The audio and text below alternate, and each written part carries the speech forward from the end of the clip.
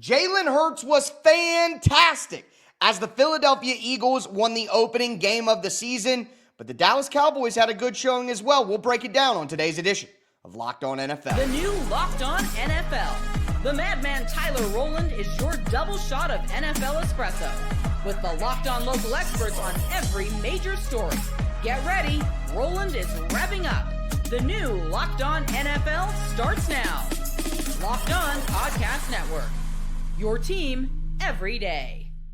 Football fans, welcome in to the Locked On NFL podcast, bringing you a double dose of the NFL's biggest stories with help from our local experts that know your favorite teams like no one else. I am your host, the madman, Tyler Rowland, joined today by Locked On NFL expert Nick Cattles. On today's show, I'm going to give you my best bets of the weekend, including the Buffalo Bills being home dogs to the Ravens, and the Los Angeles Chargers taking down the Chiefs in Brazil. But we got to start with a great opening game in the NFL between the Eagles and the Cowboys. The Eagles win 24-20, but some good and bad on both sides. Before we dive into it, I do want to thank you for making Locked On NFL your first listen and being an everydayer here with us at the Locked On Podcast Network, where it's your team every day. Nick, out of the gate, what a crazy game. We get a big-time injury on the first play, and then Jalen Carter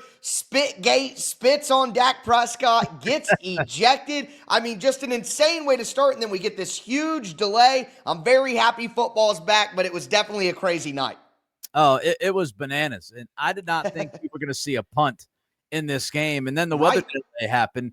It was like a tale of two games. Before the weather delay, it was nonstop, up and down the field. After the weather delay, it just stopped. And it reminded me of a Super Bowl. When you have a Super Bowl, sometimes that might get off a start, and the second half it picks up, or it's a fast start, and then it slows down as teams adjust because they have that long halftime. But it was a different game. It was a fun game, Tyler.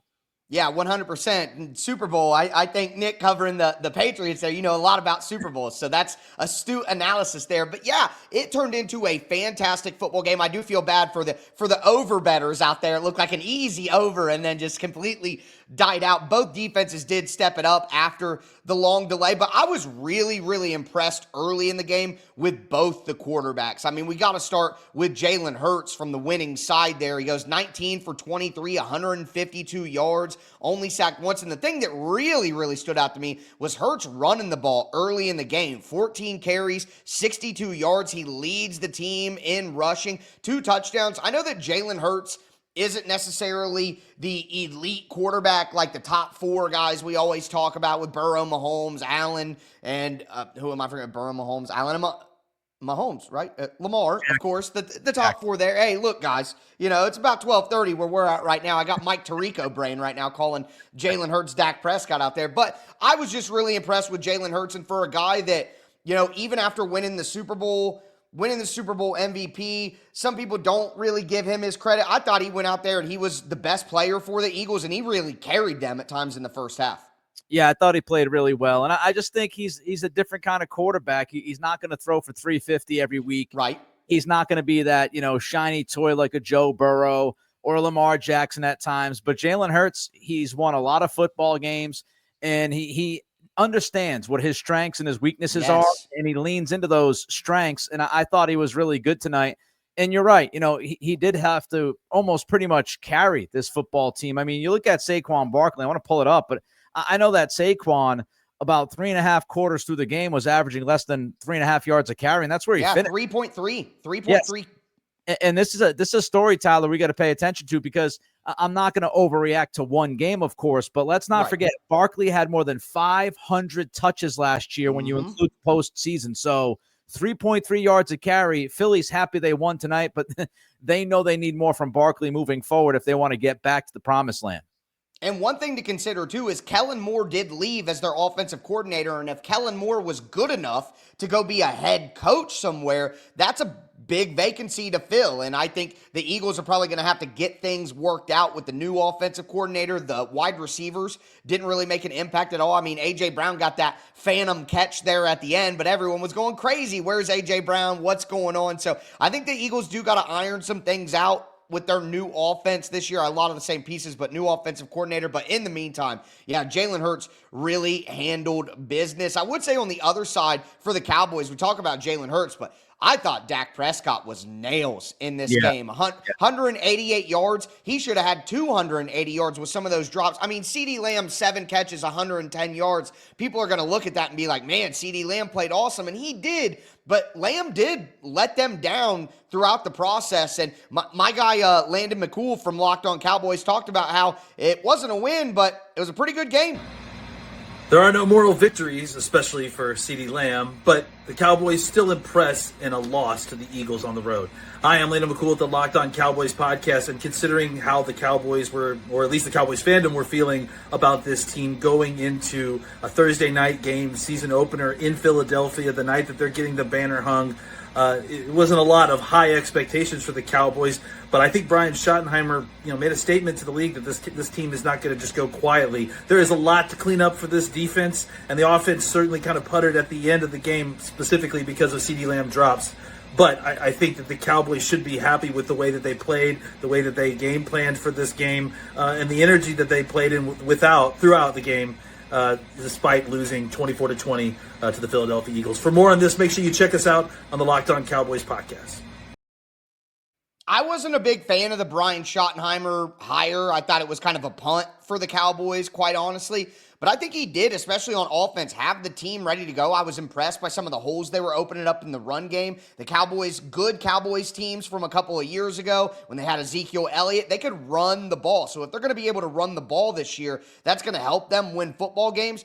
Even when they were holding down the wide receivers of the Eagles, though, they just let Jalen Hurts run all over them early in the game. They had them in so many situations where they could have locked it down and held the Eagles down in points and won this game. But I thought Matt Eberflus did a good job as the defensive coordinator of the Cowboys of removing options for Hurts. But you have to know at some point you got to put a spy on him. You got to tell your defensive line to rush with more integrity and more discipline. And they just simply didn't do that. So it was a good game for the Cowboys, but little things on the margins hurt them, like the drops and like the game plan in the first half against Hurts, and ultimately it cost them the game. Few things in division game, right? So in division games could always be tight. I'm not super shocked that it was a close game. Also, everybody looks at these opening nights and they think, oh man, the home team, they hang the banner, they're going to be emotional, they're going to just run through a wall. Not always. Sometimes there's a little bit of an emotional dump. I don't think Philly had that though, because they were fully engaged offensively. So I thought they looked good. I thought they played pretty well, especially on the offensive side. But, when you look at Dallas, and this is going to be one of those things, and I'm not going to, again, you're not going to want to overreact after one game, but you talk about a slim margin for error. And when you trade away Micah Parsons, you have a slim margin for error. Maybe Micah Parsons makes 2 or 3 plays that change this game tonight. Maybe he doesn't. But when you don't have Parsons anymore because you shipped him off to Green Bay, you don't have somebody who can make up for some of those defensive mistakes. And this is what we're talking about. Maybe with your best player on the roster defensively, maybe you win this game on the road, but you made the decision you made, Jerry Jones, and so you lose a tight one against the defending Super Bowl champs. Quite honestly, I think with Micah Parsons' athleticism and him being a potential spy and even just getting to the quarterback in general, I mean, only 1 sack on Jalen Hurts tonight, I do think it would have made a difference. Some things you can talk about overreactions, and you're right, we can't overreact to week 1, but some things in my mind that aren't overreactions, I think the Cowboys' pass rush is going to suffer. Their second-round pick, Donovan Ezeraku, was outmatched, and he's a guy who was really good technically from Boston College, but he's a smaller guy, wasn't a super explosive athlete, and it looked like it out there against some of the best offensive tackles in the NFL, though. You got to give him that. So I think Dallas's pass rush will struggle, but for the Eagles' defense, Adoree Jackson at cornerback, Jacorian Bennett, I think that second cornerback position is a real concern for Philly. I don't think that's a week 1 overreaction, and they lost a couple of guys on that defensive line in Josh Sweat and Milton Williams, and they didn't get to Dak Prescott for any sacks at all. So I think looking at the Eagles, the second corner spot, I could see them making a move for that at some point in the season. And that pass rush being what it was last year to win that, I don't know if it's an overreaction or not, but I am going to keep my eye on those 2 spots for the Eagles.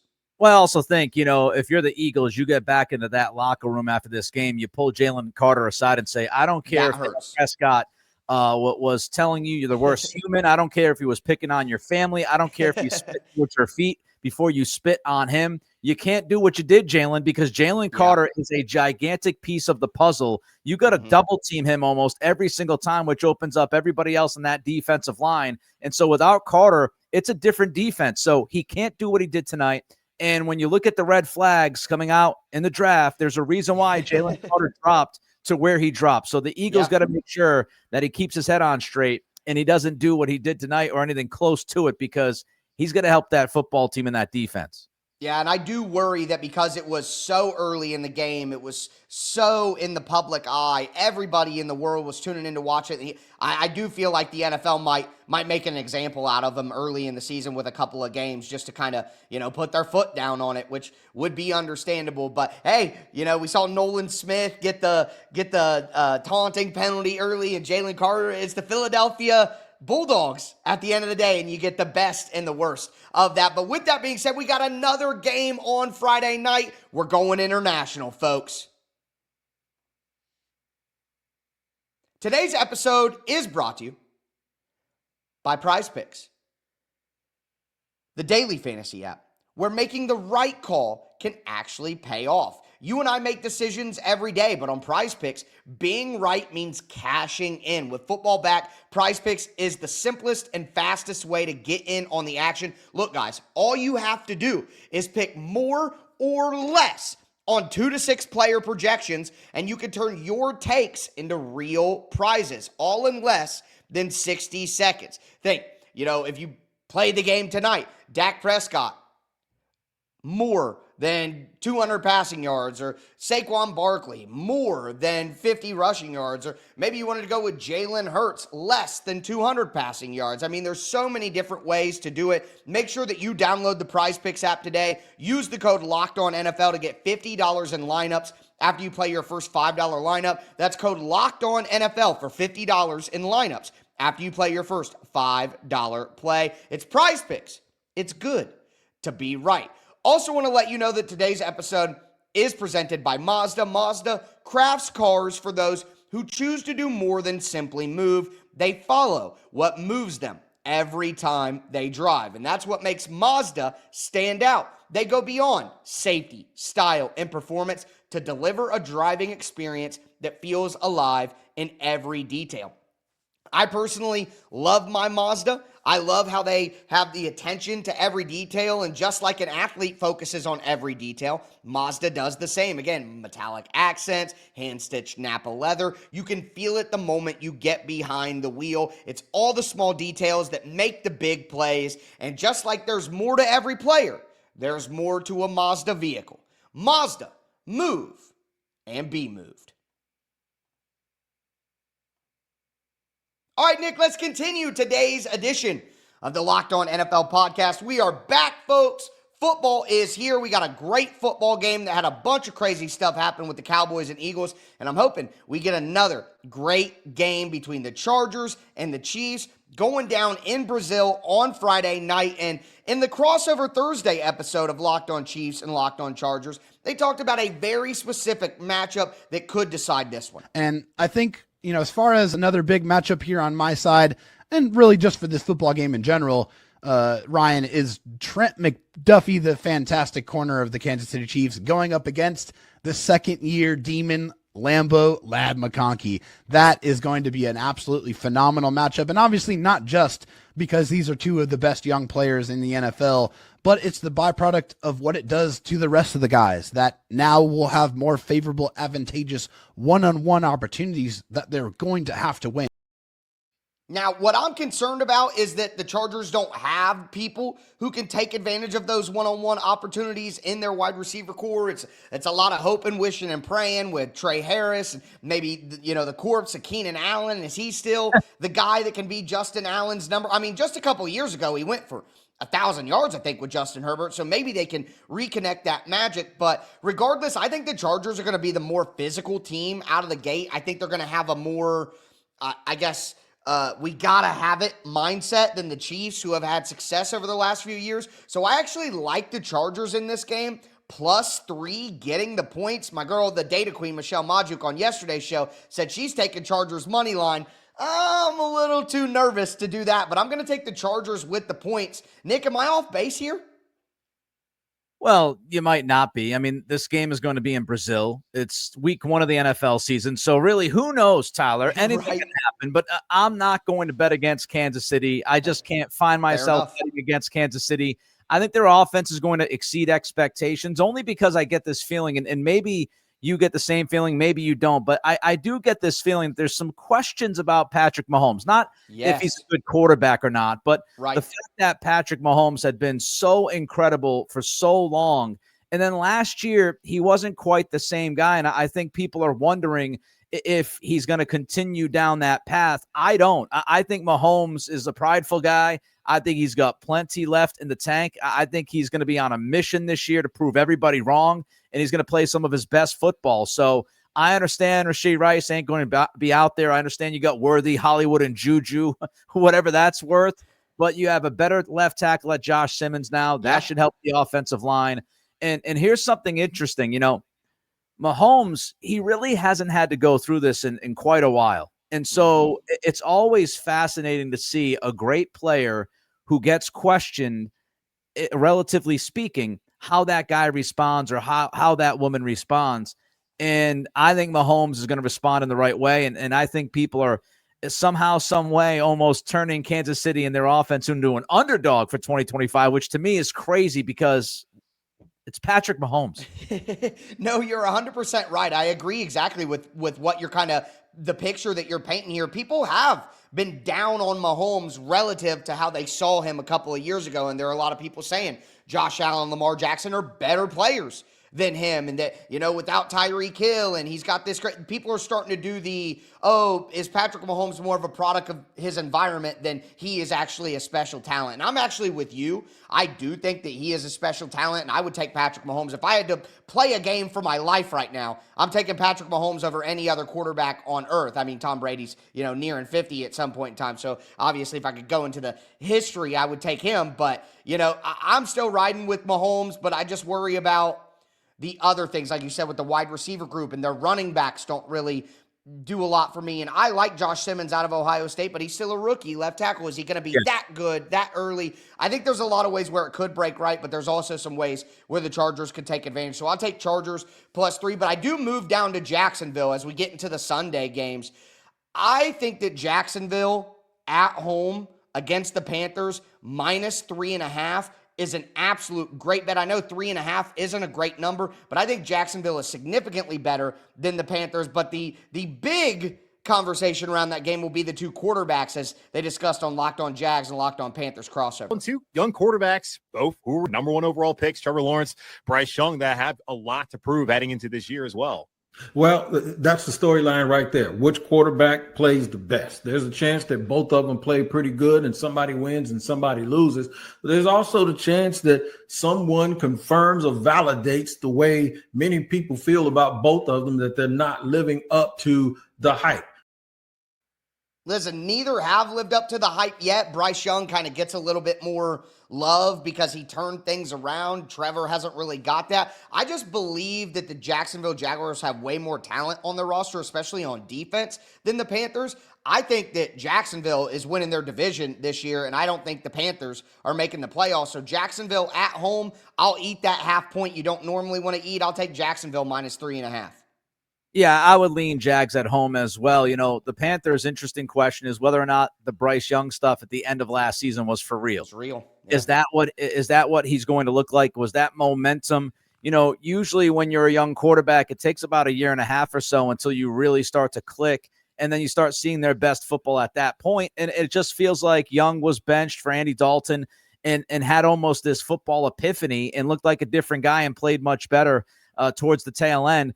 The question I have about Jacksonville, look, I understand the AFC South is wide open, not a lot of great football teams down there, but I will say, rookie head coach, and as great as Liam Cohen was for Tampa as the offensive coordinator, true, he didn't have a lot of experience being even in that position. He also was handed a pretty loaded offense with Tampa. Now, he dealt with injuries, and I thought he did a terrific job. Mm-hmm. He is from Warwick, Rhode Island. I'm from Rhode Island, so I'm always rooting for the Rhode Island guy.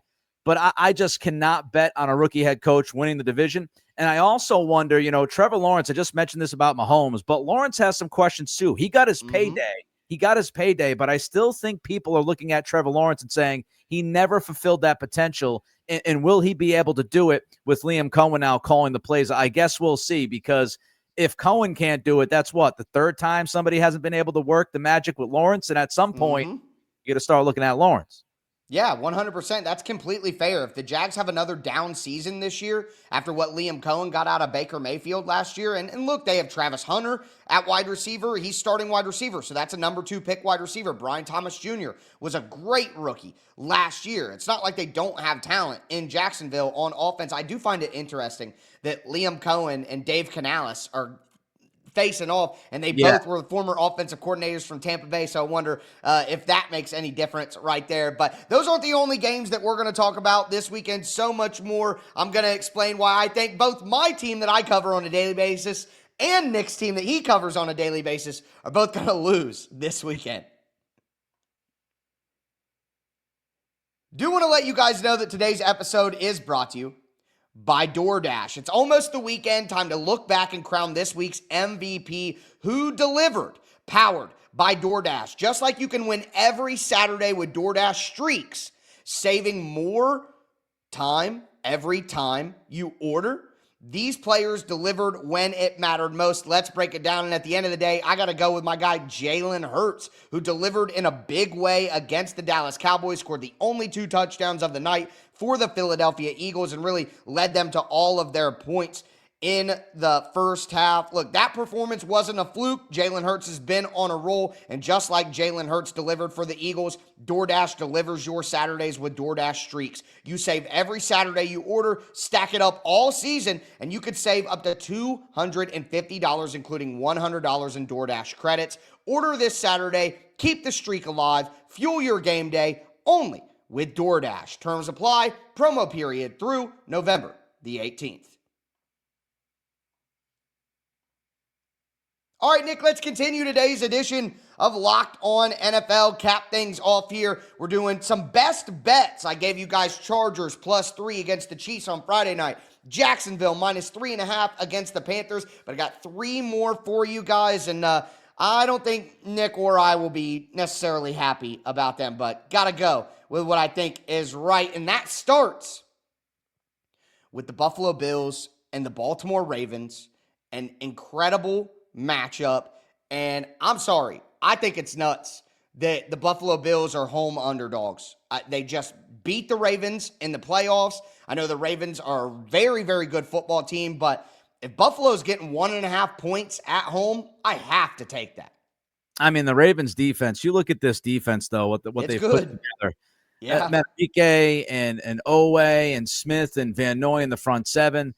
The defensive backfield of Hamilton and Humphrey and Jair Alexander, if he can stay healthy, and Malachi Starks, you draft him as well in April. So loaded defense. I think this is an immediate litmus test for the Ravens because of what you just brought up. I mean, they start their season at Buffalo, very tough place to play against Josh Allen.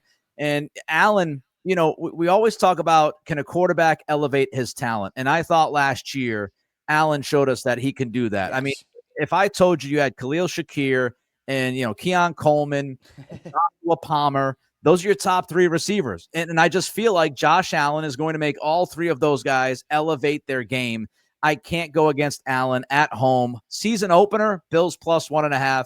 I'm with you, Tyler. I would go Buffalo on this. Yeah, I can't turn down getting the points at home. I think both those teams are pretty even. So if I'm getting points with the home team, I got to do that. But moving to a little bit of home cooking.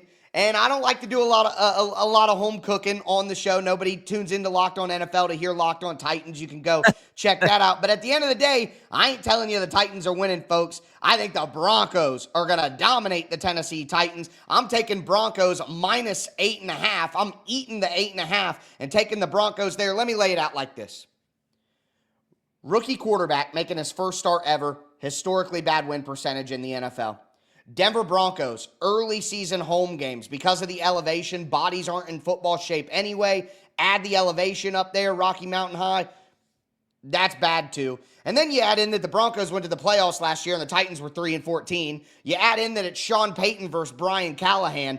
I don't know what more you need. I think the Broncos win by 10 at minimum. And add into the fact that Nick Bonito just got a huge extension, and he's going to go against the guy who gave up the most sacks in the NFL last year, and Dan Moore, who the Titans gave $22 million a year to. And my guy, Cody Rourke from Locked On Broncos, talked about the Bonito extension. Denver Broncos pass rusher Nick Bonito is going to be eating a lot of Casa Bonita here this upcoming season after signing a 4-year, $106 million contract extension, locking him in opposite of Jonathan Cooper for the foreseeable future. And the Broncos defense loading up with Bonito extended, Cooper extended, Zach Allen extended. They signed Dre Greenlaw in free agency. They locked up Pat Surtain last year. This defense has the opportunity now to be a stronghold for the next handful of seasons with a large portion of the Broncos' core foundational pieces intact. Bonito gets the bag after a 13.5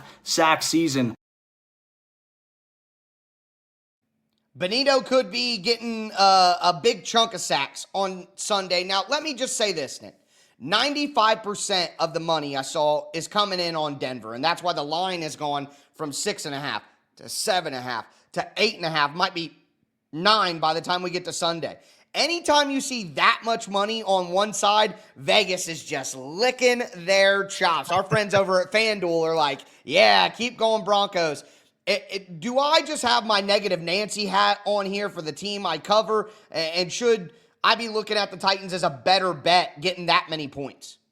I mean, 8.5 is a decent amount, right? It's a lot. It's a lot. It's borderline big time. But yeah, to me, when I see like 8.5, it screams to me late cover. Like something funky happens and you get that late cover. But I would go with Denver. I'm with you as well. You mentioned pretty much all of the reasons. You got the rookie quarterback first start. Denver's a really tough place to play. Yes. And they've got a really good talented defense. In Tennessee, I mean, correct me if I'm wrong. I look at what they have at receiver. It feels like it's Calvin Ridley or bust. Yeah. And you got Patrick Surtain. So I don't know what the Tennessee Titans could do offensively against this Broncos defense in Denver. So if I don't think Tennessee scores more than 14, 13 points, then I think the Broncos could get to 23. So yeah, I hate laying this many points, but you put it on the docket. I would go Denver minus the 8.5. Yeah, I had 24-13, 27-13, something in there. But you're right, Cam Ward. If Cam Ward's good and the rest of the team is bad, that might turn into a little backdoor cover, and I'll have to eat that. But I'm willing to do it. Now, Nick, I do want to go to the team that you cover with the Patriots. The Raiders are at New England, and I like the money line for the Raiders here at plus 118. One of the reasons that I like that is I think the Raiders offense is actually going to be pretty good. They have some good talent over there, and with Chip Kelly in tow, who just won a national championship as the OC with the Ohio State Buckeyes, I think they could have a pretty good offense out of the gate. And my guy Q from Locked On Raiders talked about Chip Kelly's influence. But the Chip Kelly effect is going to be real. I do think it's the best offensive play caller that the Raiders have had since Hugh Jackson. I know that Bill Musgrave in 2016 was really good. Maybe he's the best one since Musgrave, because he had that 2016 team humming. But it's on Chip Kelly and the Raiders to go get that going and get that started. And that gets started coming up on Sunday on the road versus New England. But they have a decent offensive line. Brock Bowers might be the best tight end in the NFL already. I mean, Jacoby Myers isn't the best wide receiver ever. You guys know about him from New England, but he's a solid player, and Genty could be special. Geno Smith, certainly a solid quarterback in the NFL. And on the other side, as someone who covered Mike Vrabel consistently, Mike Vrabel very rarely won in week one. He's, for some reason, Vrabel's teams were prepared all year long, but they would always lose in week one. It was just unbelievable, quite honestly, for a coach that is known for having his guys ready to go. So with Mike Vrabel having a history of not being great in week one, and then the Raiders having some more players that I mean, Drake May's still a young guy. Will Campbell's a rookie left tackle making his first start. There's still questions at wide receiver. I know that the Patriots have some good talent. I think the Patriots will be mightily improved this year from what they were last year, but I just think the Raiders are a more ready football team to win this one, and I'll take the money line on that at plus 118. Look, I think it's going to be a tight game. I've been saying that all week. So it's not like I could sit here and fight on the mountaintops over the Patriots, winning or lose. I'm just not going to do it because I do think it's going to be a pretty close game. I think these teams are very similar more than they are different. But I think both offenses will be able to move the football. I don't think the Raiders' defense is very good. I think their secondary is shoddy. I think their linebackers can't cover. And you got Crosby and you got Adam Butler. We'll see what Kuntz looks like coming back from the ACL. Tyree Wilson also on the edge, rotating with Kuntz. The question that I have that happened, later in the day on Thursday is Will Campbell. He popped up on the injury report. And if Will Campbell, he's got an ankle, he was limited in practice. If he's compromised in any significant way, then that one thing could absolutely tilt the game towards the Raiders. Because right now I would take the Patriots in a close game, but if Will Campbell is hobbling around and he's having issues, I'm telling you that offensive line is thin. Campbell already has his challenges when he goes against speed rushers to the inside. So if his mobility is limited, that could turn the game. So I want to keep a close eye on Campbell, see what the injury report says over the weekend. But right now, I would take the Patriots in a close one, but couldn't argue with anybody saying the Raiders would win a close one. Yeah, either way, some great games this weekend. Can't wait to see how it all shakes out. That's going to do it for us today here on the Locked On NFL podcast. I am your host, the Madman, Tyler Rowland, for my co-host, Nick Cattles, as we tell you every episode.